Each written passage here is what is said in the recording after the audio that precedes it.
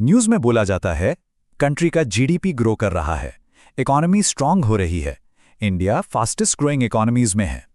लेकिन common person सोचता है, अगर इकोनॉमी सच में ग्रो कर रही है तो मेरी इनकम, मेरी सेविंग्स, मेरी लाइफ इतनी फास्ट इंप्रूव क्यों नहीं हो रही? यहीं से जीडीपी पर कैपिटा का कॉन्सेप्ट इंपॉर्टेंट होता है। I am Amar and this is hunt chaos with Amar. आज हम इस बिग इकोनॉमी इल्यूजन को डिकोड करेंगे और समझेंगे कि हेडलाइंस के पीछे एक्चुअली चल क्या रहा है। देखो, पिछले एक्सप्लेनर में हमने जीडीपी को कवर किया था, right? So let's do a very quick recap. GDP is simply the total value of all goods and services produced in a country। एक साल के अंदर देश में जो भी प्रोड्यूस हो रहा है उसकी टोटल वैल्यू, एक मैसिव पाई की तरह समझ लो इसको। तो फिर ये जीडीपी पर कैपिटा क्या चीज़ है? Well, it's very simple. अपनी टोटल जीडीपी को लीजिए और उसे टोटल पॉपुलेशन से डिवाइड कर दीजिए। It gives a rough average idea of economic output पर पर्सन।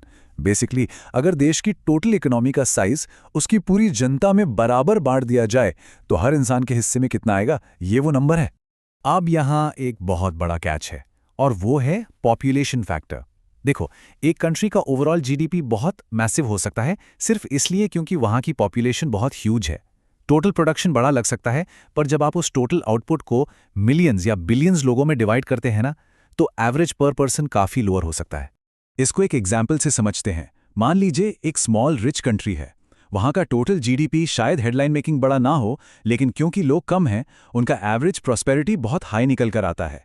दूसरी तरफ एक लार्ज डेवलपिंग कंट्री का ओवरऑल जीडीपी मैसिव हो सकता है, लेकिन ह्यूज पॉपुलेशन की वजह से उनका एवरेज शेयर कम हो जाता है। So the reality is, big total economy does not automatically mean high average prosperity. और यही हमारा अगला पॉइंट आता है, जिसे मैं द फ्लॉ ऑफ एवरेजेस कहता हूं। मैथमेटिकली जीडीपी पर कैपिटा सिर्फ एक एवरेज है, और एवरेजेस ना रियल पिक्चर को पूरी तरह से मास्क कर सकते हैं। अगर देश में कुछ लोग बहुत ज्यादा अर्न करते हैं और बाकी सब बहुत कम, तो एवरेज सच्चाई को छुपा लेता है। इसको ऐसे समझो, मान लीजिए एक ग्रुप में 10 लोग हैं। उनमें से सिर्फ एक पर्सन 10 लाख रुपए अर्न करता है और बाकी 9 लोग सिर्फ 10,000 रुपए अर्न करते हैं। अगर आप इनका मैथमेटिकल एवरेज निकालेंगे तो नंबर बहुत अच्छा दिखेगा। एवरेज कहेगा कि सब वेल ऑफ हैं, लेकिन क्या वो सच है? बिल्कुल नहीं।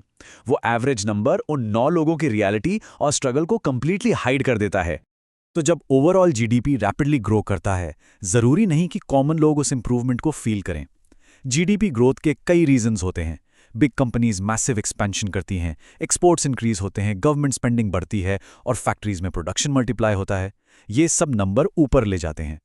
लेकिन रियल लाइफ में कॉमन पब्लिक इन चीज़ों को डायरेक्टली फील नहीं करती, क्योंकि ग्राउंड रियलिटी अलग है। फर्स्ट, हाई इन्फ्लेशन आपकी परचेजिंग पावर को खा रहा है। सेकेंड, अनइक्वल इनकम डिस्ट्रीब्यूशन, जहां प्रॉफिट का बड़ा हिस्सा टॉप पे ही रह जाता है। थर्ड, वीक जॉब ग्रोथ, जहां प्रोडक्शन बढ़ रहा है पर नई जॉब्स क्रिएट नहीं हो रही। और fourth, continuously rising cost of living. इन सब फैक्टर्स की वजह से जीडीपी नंबर्स बढ़ने के बावजूद हाउस होल्ड रियलिटी वैसे ही चलती रहती है। इसलिए सिर्फ एक एवरेज नंबर को देखना पूरी तरह से एक इल्यूजन है। एक नेशन का ट्रू प्रोग्रेस एवरेज मैथ में नहीं होता, उसके सिटीजन्स की एक्चुअल लाइफ में होता है। जीडीपी इकोनॉमी का साइज बताता है, जीडीपी पर कैपिटा एवरेज बताता है।